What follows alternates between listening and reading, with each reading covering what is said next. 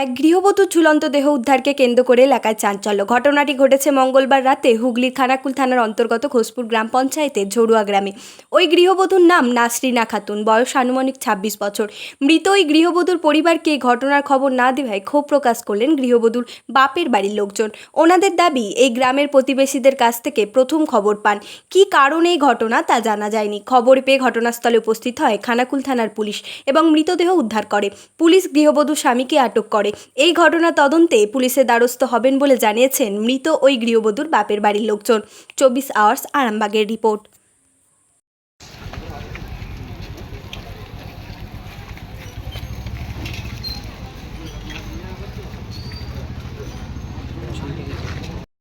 দেখুন, আমি তো ওনার মামা। আমার বাড়ি ঘোষপুর বাবলাতলায় বাড়ি। আমার ভাইদের গুজর হয়েছিল ঝড়ুয়া গ্রামে।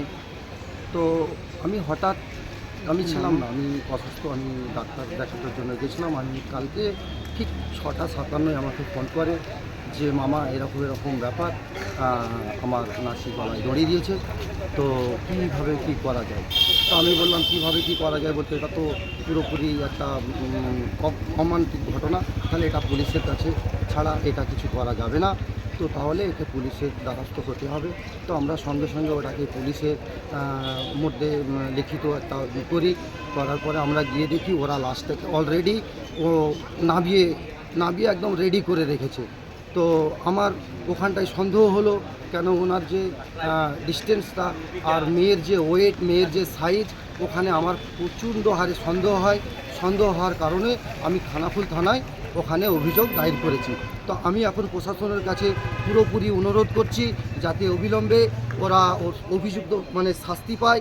এর জন্য আমি ওনার মামা হয়ে আমি এটা প্রশাসনের কাছে দাবি চাইছি যে ওরা যাতে এই উপযুক্ত শাস্তি পায়।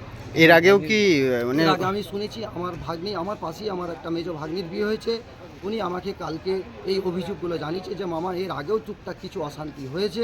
তবে আমরা ভেবেছিলাম অশান্তি বলতে ছেলেটার মধ্যে ফালতু নেশা, ফালতু কিছু যেগুলো মানুষকে বলার উপযোগ্য নয়, সেগুলো ওর মধ্যে থেকে পাওয়া যায়।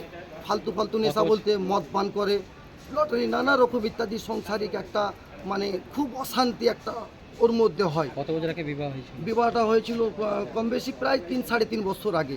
দেখাশোনা করে না? ভালো না, দেখাশোনা বলতে ওর বাবা ওর আব্বা দেখাশোনা করেই দিয়েছিল। রেজিস্ট্রি হয়েছে, হ্যাঁ, তো তার কপি এখনো এসে পৌঁছায়নি, এসে যাবে।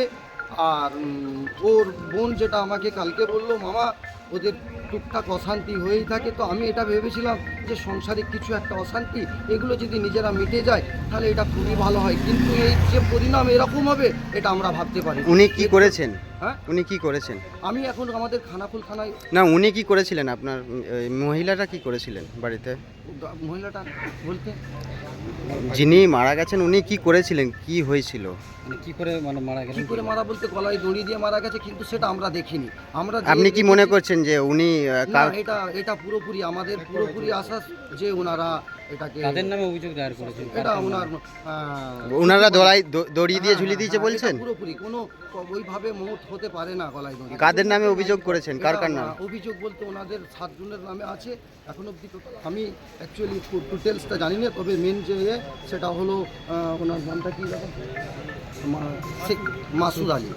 শেখ মাসুদ আলী? শেখ মাসুদ আলী হলো আমাদের জামাই, ওই মেয়ের যে স্বামী। উনি কি অ্যারেস্ট হয়েছেন? হ্যাঁ, উনি কালকে অ্যারেস্ট হয়েছেন। এখনও যে 6 জন বাকি আছে ওদেরকেও যেন অবিলম্বে পুলিশ অ্যারেস্ট করে, এটাই আমার কাছে। কি নাম যিনি মারা গেছেন? যিনি মারা গেছেন ওনার নাম নাসিমা। বয়স কত হতে পারে? বয়স ওনামানিক 26। ছেলে মেয়ে আছে?